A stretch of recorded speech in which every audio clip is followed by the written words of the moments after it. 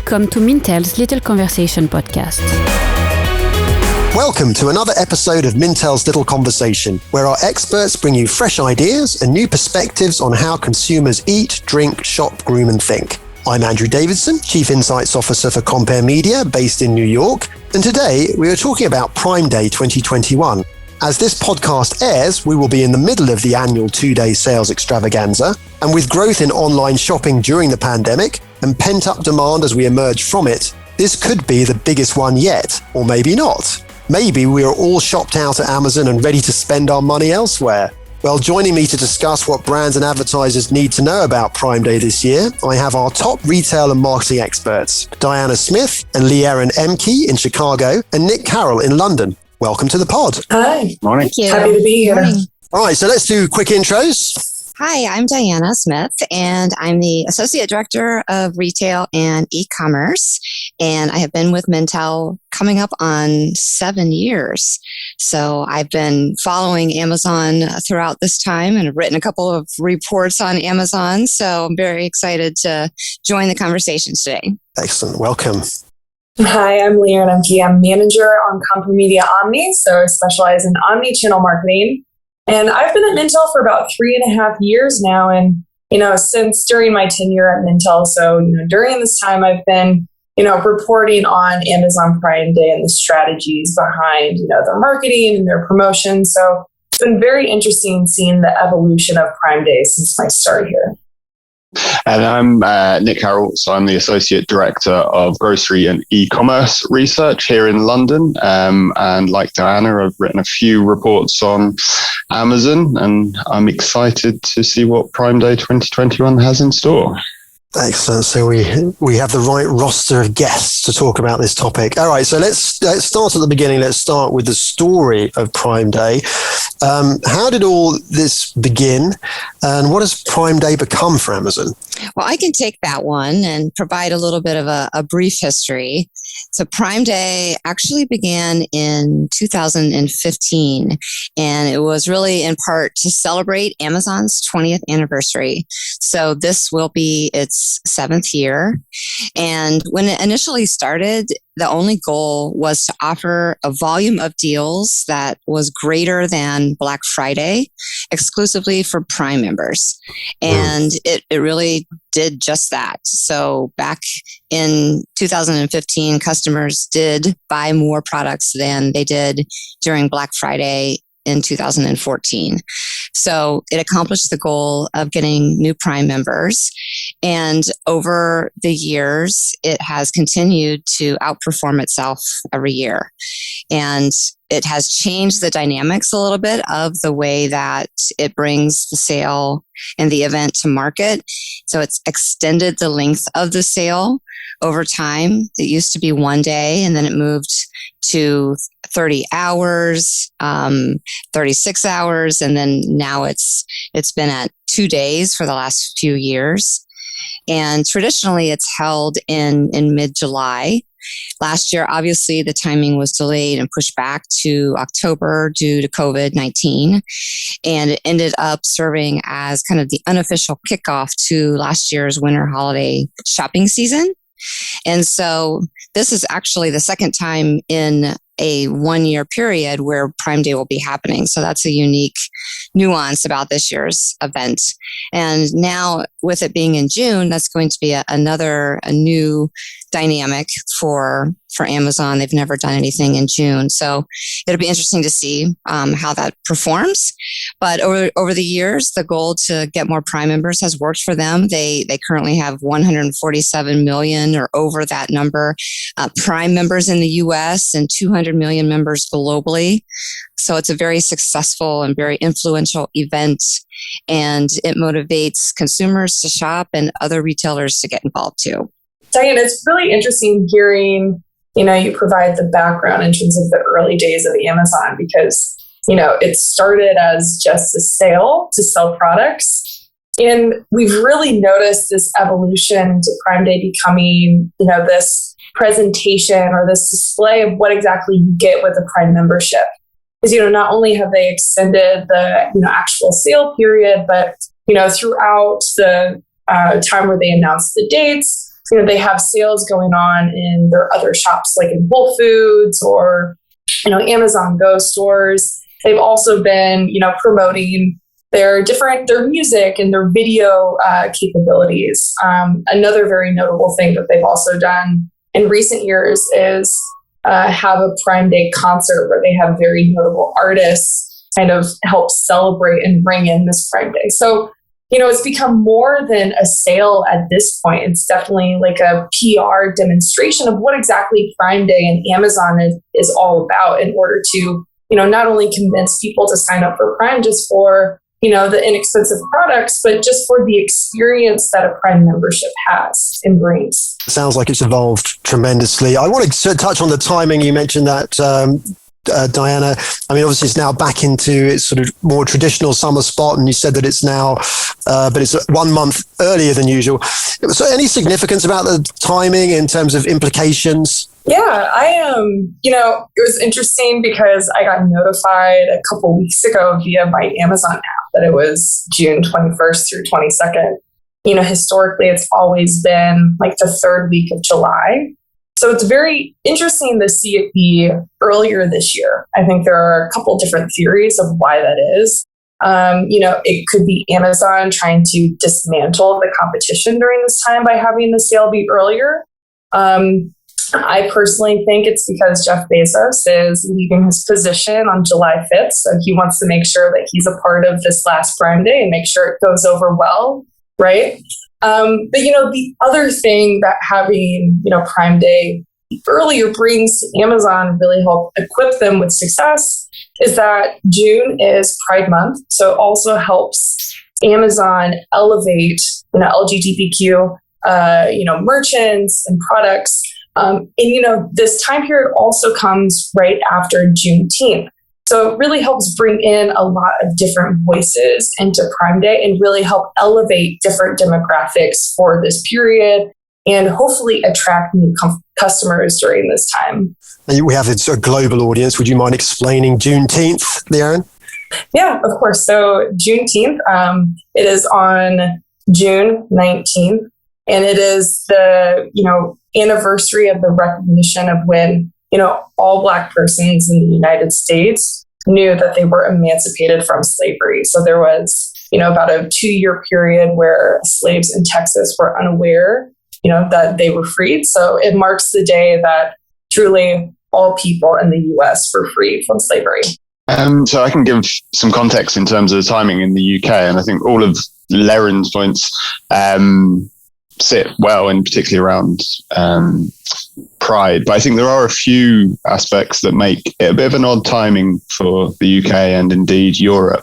And obviously, Amazon across the world takes its lead from what's happening in the US. But so in the UK here, if we had to push this back a week earlier, say to the 14th, or if not the 7th of June, that would have caught the start of the Euro 2020 Championship, which is obviously a big football or soccer or whatever else you want to call it, tournament across here in Europe, which drives sales, particularly around electricals, which is Amazon's still core trading.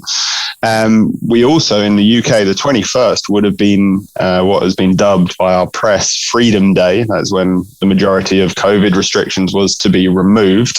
That's been delayed by a month at the time of recording due to a spike in cases. But even then, it would have been a bit of an odd one, because that would have been a celebration of online retailing at a point when normality was supposed to resume, and those 2 points would have been potentially a bit fractious. So maybe that delay will actually help Amazon in that regard. But yeah, I think it had to go back into this slot rather than its sort of Q4 slot that it was in last year. But I think, the timing maybe isn't perfect for the UK market or European markets, but it's still going to make many sales during this period. So I think they'll be all right.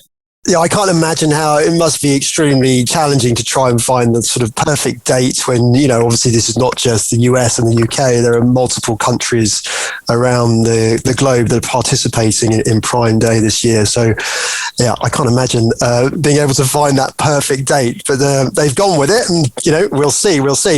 All right, so, one of the big themes, it's really interesting about, how Amazon is positioning Prime Day this year small businesses were hugely impacted by the pandemic. Many, of course, have closed, sadly.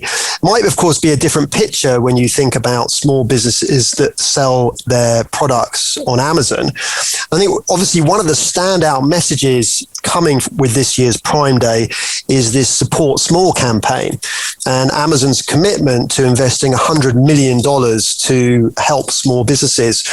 So, we've seen that one of the things that they're doing is they're giving Prime members a $10 credit or a £10 credit if you're in the UK, if you spend $10 or £10 with a small business. So seems like a very valiant effort. But of course, given that, Amazon does take a cut of the profits, it controls the search algorithms on its site. So for its own advantage, can it authentically position itself as, being the savior, being a real true partner to small businesses? What do you think? So I think a lot of people, are going to shop on Amazon no matter what, purely because of the convenience. I think offering a way to also shop small businesses or smaller merchants is just making those people who are going to be shopping on Amazon just feel better about their choices anyway. I think people who are truly going to try to shop small are actually going to put in that effort to go beyond Amazon. I think this is a PR move from Amazon, first off, but I think it's just a way to make their current Prime members and people who are, somewhat interested in shopping small to feel better about their decisions. So I do think at the end of the day, it's going to be beneficial for them. I personally think that to truly make it feel authentic, I think they should develop a separate platform, like an Amazon small domain, and have all of their merchants on that platform, and then send people to that domain. Because if you have a separate platform, that gives more empowerment to the smaller merchants that are on those sites, and that prevents Amazon from using, its own search algorithms to kind of boost its own products before the merchants, right? I was thinking about this, and I would love to hear everybody's thoughts, but I think the solution for Amazon for small businesses here is taking a page out of Etsy's book, right? Because if you think about what's the difference between what Etsy is doing now and what Amazon is trying to do, right? Because Etsy is also boosting smaller businesses. They're also taking a cut out of these smaller businesses, right? But they're really seen as this platform that really boosts up these smaller merchants, right? I think in order to be more authentic about their support for smaller merchants, Amazon should just create a separate domain and a separate platform a la Etsy, right? In order to support their smaller businesses on that kind of site. I think that's a great idea. And I think that they have made efforts along those lines to try and support new businesses by offering tools and assistance to set up a business online and create a storefront, for example. But I do appreciate the overall question, Andrew, because it is a little bit contradictory. The world's largest e-commerce retailer trying to help the little guys. But I think things are changing now because of COVID.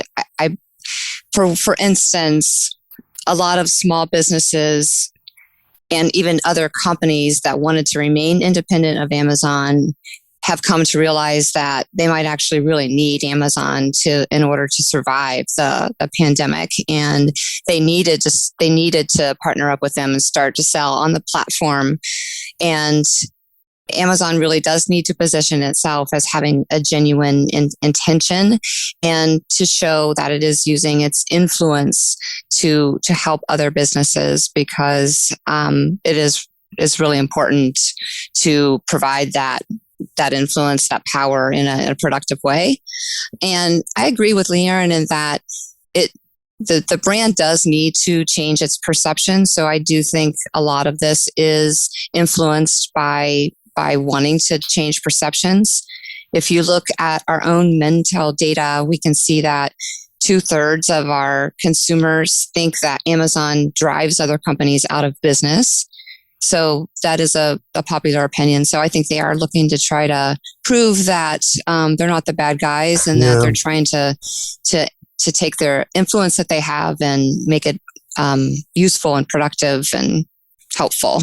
Yeah, I mean, I guess small businesses don't really have much choice, do they? I mean, but of course, Amazon is known as a category killer. Of course, it's also had reports of it sort of copying successful products and then sort of developing its own versions of those products. But they really have no choice, do they? I don't think they have a choice. No. To be honest, I think if Amazon wasn't in the position it is as the world's largest e-commerce business, somebody else would be. I mean, e-commerce was coming, e-commerce was driving. It's the growth area of retail. And if it wasn't Amazon, it would have been Walmart or Jet or, one of these other platforms. So, Amazon does get a lot of stick, fairly and unfairly, for being in the position it's in. I think the two things can be true as well, that it does support independent sellers and has created many opportunities for businesses. I've got a close friend of mine who left university and started his Amazon business, and he now employs 20 people. So, he has created jobs and earns a living for himself through the platform. Yeah. But it can also be true that if Amazon didn't exist or e-commerce didn't exist, my friend would have opened a store, and that would have boosted the high street. So these two things are in parallel. So I think, Amazon has to put, and I think it's the right move because of all those issues around PR. I think Dianna, you mentioned that, in the US, there's that feeling that Amazon's killing physical stores. We have that in the UK. We have that in Europe. I was looking at our Germany data earlier. 60% of Amazon German shoppers say that Amazon's contributed to physical stores closing. But 59% of that same group think that it supports independent sellers. And this is the balance Amazon is trying to strike at the moment, showing both sides of it, the job creation and the sort of poster child for globalization. So, yes, it's driven by commercial venture, but that also doesn't mean that it's not significant that it's still doing this, as it were. It doesn't have to highlight these businesses, doesn't have to give consumers £10 off or $10 off to shop with them, but it is, and I think that's worth talking about. Yeah, no, definitely. Well, and it's you all talk about obviously the size and the growth of Amazon. In the last earnings call, Amazon reported $108.5 billion. That's with a B in sales, beating out analyst expectations. It wasn't actually the largest quarter, but it was the highest. That was actually fourth quarter of last year, but it was the highest first quarter in the company's history. Seemingly Amazon is on this sort of non-stop march to permeate every aspect of our lives, from getting into healthcare, from getting into physical grocery stores to entertainment, as Leanne mentioned earlier, since it launched. But I guess the question is then, will the sun ever set on the Amazon empire? I'd like to address that. When I have written a couple of the Amazon focus reports, there's a quote from Jeff Bezos that stood out to me, and I still remember it. And so this was back in November of 2018. He was quoted in the press as saying, Amazon is not too big to fail. In fact, I predict one day Amazon will fail. So that's the current CEO saying that. And he pointed out that lifespans of large companies tend to be 30 plus years, when they're on top rather than centuries. So I think it's noteworthy that, Amazon is coming up on its 27th year. So that's just something to kind of think about. But if we look at where we are right now, Amazon is just on top. They're dominating. And I've actually tried to suss out some signs of attrition in our data when I was doing the research, to see if there are any signs of consumers, an Amazon wear out factor starting to happen. And I couldn't really find any noteworthy data points that would point to that. So we have a couple things where people are saying that Amazon's too powerful, and I'm tired of hearing about Amazon, but that when it comes down to it, the convenience factor is so big, and Amazon means a lot. It offers a lot of value to a lot of people, so they still end up just turning to the brand because of those reasons. Mm-hmm. And I think they're going to stay on top for the foreseeable future. until, like to Nick's point, until there's somebody else that offers something better. So right now there isn't. And so they're here to stay for a while. I think their biggest opportunity is is to work on improving the corporate social responsibility efforts and perceptions. Yeah, I think, I agree with Dianna. I think that they're definitely here to stay for the foreseeable future. Obviously not forever. I'm going to push you all on this term foreseeable future. But sorry, carry on. All good. I definitely agree that they're going to be around for the foreseeable future. They're very good at, like I said earlier, Prime Day is all about a showcase of the Amazon brand and the Prime membership experience. And so it's not, a coincidence that also surrounding Prime Day, we typically see a lot of ads that are corporate social responsibility based. I was reading Morning Brew the other day, and there was a huge ad in my Morning Brew that touted how all Amazon workers have a minimum wage of $15 and that they're very supportive of that minimum wage. So it's no coincidence that they have this type of advertising. Last year they were all about their support for small businesses before they ramped that up this year. The year before, they were all about, the conditions of their warehouses. So they're very self-aware of how the general public is seeing their brand and the criticisms. So they try to address those criticisms surrounding this huge, time frame. I also think it's really notable, like not only the issues that they're targeting this year, but also the different artists and pop culture references that they're cultivating for this Prime Day. So I would say, while the far majority of adults do have a Prime Day membership, there is still a significant portion of adults just now entering the workforce, just now starting to live on their own, and that's Gen Zs. And so through what we're seeing with their support of small businesses and their support of the minimum wage, and we're also seeing, Billie Eilish is leading Prime Day concert this year. We're really seeing Amazon work hard to cultivate a relationship with Gen Z to get them on board with Prime Day. So, with this foreseeable future, Amazon is very good at understanding who these new audiences are that they need to target and what type of messaging they need to push through their own media channels in order to, be on board and match the values of those they want to target. And also what types of entertainers that they need to side and what types of sponsorships they need to invest in order to side with these, consumers that they want to target. For the long term, I think that eventually we're going to see another brand beat out Amazon in convenience and someday. Dianna, you said that Jeff Bezos mentioned that there's a 30-year lifespan. I would challenge anybody on this podcast to, mention a store that has been a powerhouse for the past 100 years, right? And that's been around for so long. And I see, Nick, I think you have an opinion on that one.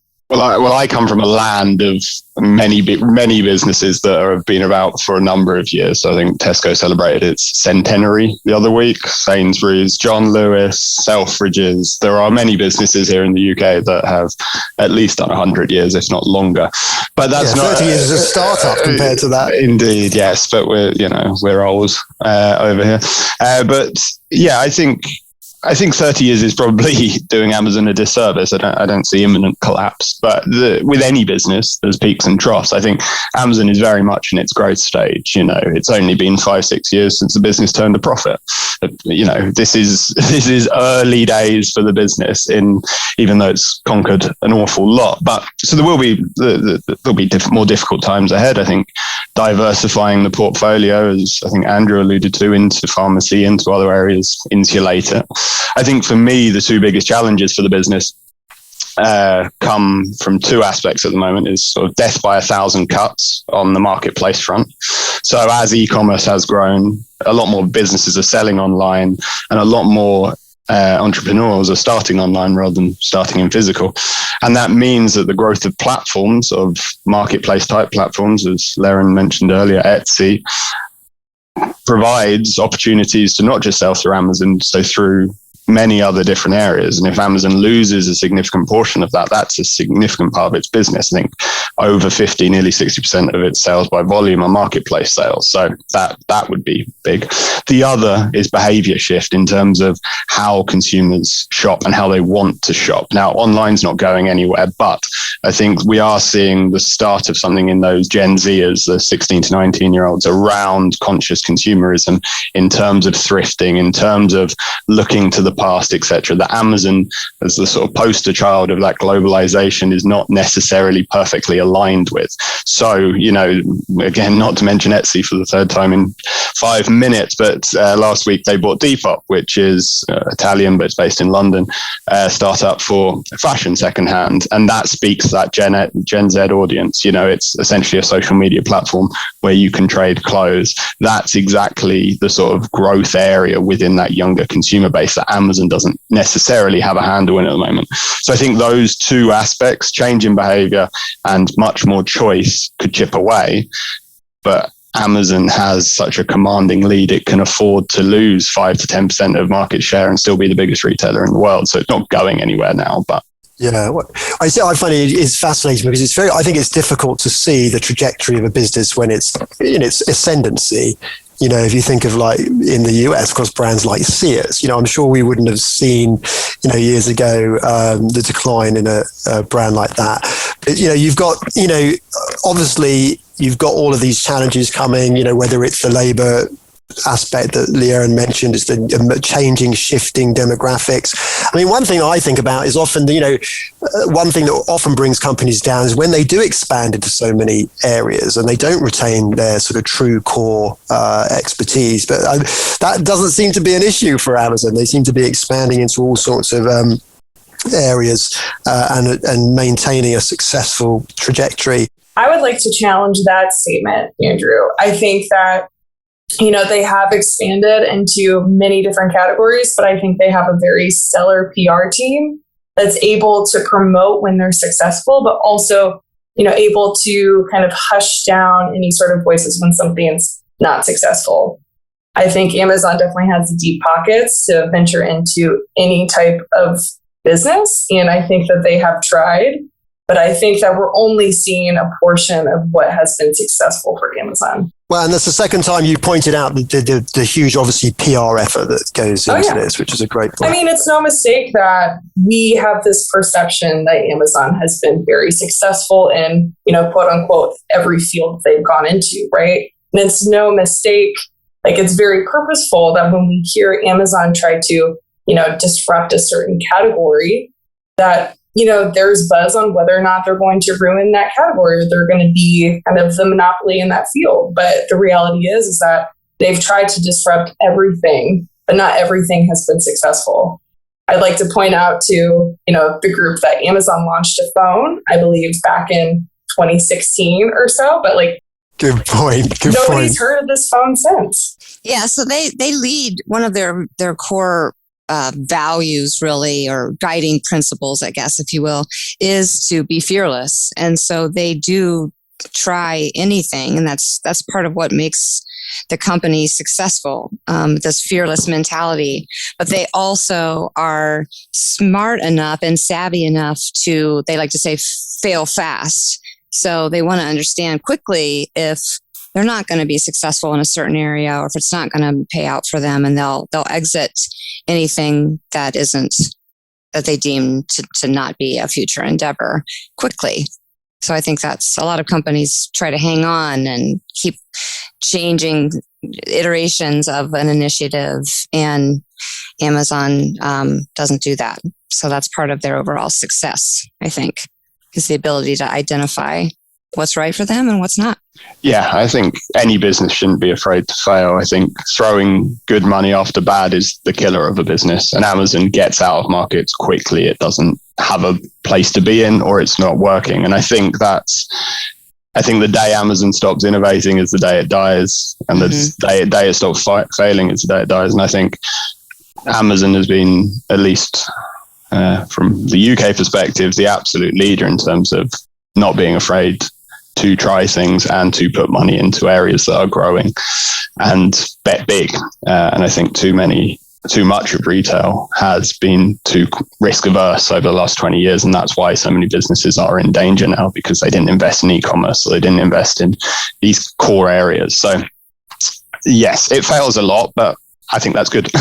What says to me then is sort of to sum up to this question, it's Amazon's culture that really propels it forward. And if that changes, that will perhaps be the indicator that things will change for the business. All right, let's bring it back to Prime Day. And I want to talk about challenges. So what are competitors doing to challenge Prime Day? And does it even make strategic sense to try and go up against Prime Day, or should they just sort of get out of the way? Well, I can jump in on this. So this is always kind of mesmerizing to me. I just find it fascinating that you really get to see Amazon's influence every time they do something, because others follow. And again, even though they are building out an event, a promotional event and sale in the middle of June, which is not traditionally a heavy retail time period, we do have a couple of important causes in this month for sure, but we are seeing the other major competitors develop a defensive strategy. So Walmart is going to be back offering a sale as well. They're reviving their deals for days sale that they use during the holidays, and their strategy is really to bookend Prime Day, to start it early and have it extend later. So it's going to be 4 days. Target is doing something very similar. Target's going to have Target Deal Days. That will be 3 days, and they're offering it to all of their merchandise, including food and beverages. And Best Buy is going to be out there with a deal savings event as well, running even for a longer time period, June 14th through the 22nd. Obviously, Amazon is Best Buy's primary competitor, so really trying to offer some significant discounts on a variety of electronics.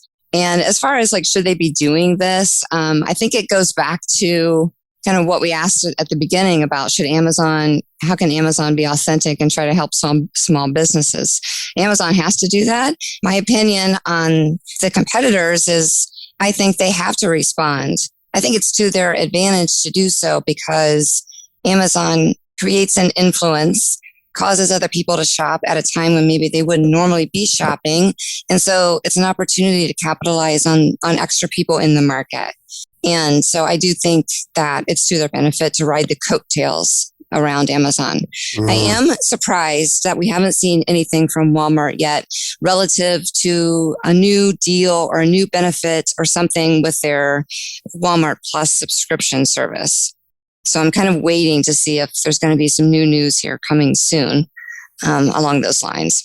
Yeah, I think in terms of the UK, I don't think we see the sort of broad competition that you've just described there, Dianna. There's competition in select areas, the likes of Currys, which is the UK's biggest electrical specialist, has competed, has AO, which is the online version, or online specialist. And they'll compete because, I'm not sure anyone's bought electricals at full price for about 30 years, so they're always discounted. So it's a nice position to be in, to sort of trade off that audience that's online for Prime Day. And interestingly, they always trade on the idea of their deals are open to everyone. So going the other end of it, these aren't exclusive deals. We don't discriminate against our customer base, which is a nice way. But I think I'd maybe go the other way and say that you don't need to compete on this day. I think we talked a lot at the start of the podcast in terms of using the independent sellers as the forefront of Prime Day this year. But for Amazon, that's a sort of free hit on the margin front, because the seller, for a lot of it, assumes a lot of the risk there. For a sort of pure retail business, that means you're cutting margins on a day that you didn't necessarily plan to. So if you are going to compete, go earlier, jump the gun on Amazon, or, have your own day in a couple of months where you can create buzz amongst your customer base. So I think in certain categories there's a need to, but I don't think it's necessary for everyone to jump on this new holiday Amazon has created. I think this brings up a really interesting discussion in terms of whether or not companies should compete. Dianna, I really liked your point about how brands are really capitalizing on this time, and they're forced to capitalize on this just because there is so much buzz. And I think people need to realize that brands probably should capitalize on this. And what we're seeing isn't necessarily what we're seeing from the likes of Walmart and Target isn't necessarily these brands competing with Amazon. Because in order to compete with Amazon during Prime Day, you would have to sell a competing product to what, Amazon really cares about. And at the end of the day, with Prime Day, Amazon doesn't necessarily care about the volume of products that they sell. Its true KPI and its true measure of success is how many Prime memberships do they sell at the end of the day. So unless these brands are selling a competing product to Prime Day, which is a membership and, an entry into, a retailer's ecosystem providing, similar benefits to Prime Day, you really aren't competing with Amazon during its Prime Day. You're really capitalizing on the buzz that Prime Day is creating. Interesting. All right, some different perspectives on strategies there. So as we go forward, we think about the future of these Prime Day and these types of events. How do you think they will evolve? I mean, you've already talked earlier and mentioned how different it was from when it started to what it looks like now. How will these events evolve in the future? I think for me, they have to, or particularly Prime Day has to evolve in terms of its product offering. We've got it's done it before, but this sort of unique element of putting independent sellers forward first here. But, data we have from the UK is that, nearly 31% of shoppers here say that it's the same products every Prime Day, every Black Friday on Amazon. So there is a slight potential boredom or reticence sort of sitting into those deals. So I think you have to go bigger. I think you can take learnings from Singles Day and what happens in China around the promotion there in terms of exclusive partnerships, exclusive products, things that are only available for the day. I think that evolves it, that creates buzz, that gets some interesting things, and not just product, but also drop it. Amazon has recently acquired someone like MGM. Drop a film on Prime Day. Drop an album on Prime Day. Drop these types of things. You've got to create a bit more buzz than just discounts, which obviously Amazon does very well. So I think that's where I see it evolving in the sort of short to medium term to keep this hype going and not let it peter out. I think that we have to consider what is the future of Prime, first of all, and what is on my mind is that they're already at nearly 150 million members. There's going to be a point of diminishing returns at some point. So they're going to need to evolve the way that they consider the program. And one of the things that kind of keeps me up at night is that if you think about Prime and the primary benefit of it, which is free delivery, what happens when everybody starts to offer free shipping? I mean, consumers are already wanting that. More and more retailers are offering that. And at some point, it's just going to be table stakes. And so then what's the value of Prime? So I think that's why we're starting to see Amazon diversify into other areas. I think they're very well aware that this is the trajectory and they're trying to get ahead of it and add and diversify. That's going to be able to buoy the business in the future, and they're adding more benefits in order to retain members. So I think the membership program itself is going to evolve. There's going to be a big push for health and prescriptions, grocery, and then probably to a lesser extent, fashion. So we'll start to see some benefits in those areas. I think something other than free shipping, because at some point that's just going to be a given. So, I think the secret of Prime Day in the future, of course, is capitalizing on experiences. Because, when everybody has free shipping, who's going to provide that experience that makes a membership cool, right? I wouldn't be surprised if they just made Prime Day into a music festival sometime in the future. I wouldn't be surprised if, they infuse Bezos's Blue Origin, company with Prime Day and started selling seats for a discount to Prime members to spaceflight for the future, right? I think that, they have so many different projects going on from an experiential front. Nick, you mentioned, their buyout of MGM. I absolutely see them kind of investing in exclusive movies and exclusive content that comes out surrounding Prime Day. But I definitely think they're setting themselves up to, create this Prime experience that differentiates themselves from the competition that's more than just the shipping. All right, so we'll see. Obviously, that's all to come. We're almost out of time. Last question for each of you. For brands, for advertisers, who aren't Amazon, they're not small businesses, what one thing should you take away from this year's event?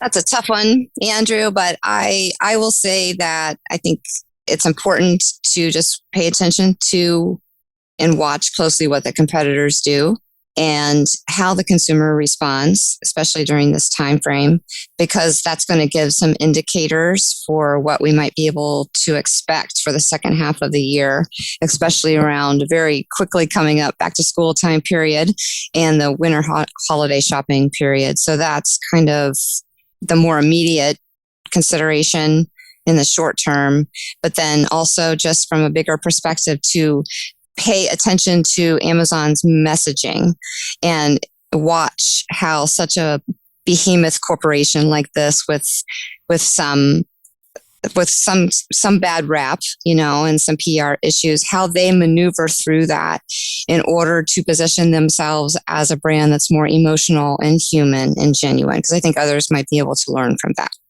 I would say, if your brand cannot necessarily compete with the prices, or if you don't have, a similar product like a Prime membership, right? At the very least, take a look at what type of messaging they're putting forth in their marketing surrounding Prime Day. Take a look at their corporate social responsibility endeavors, because Amazon is successful for a reason, because they know what consumers want.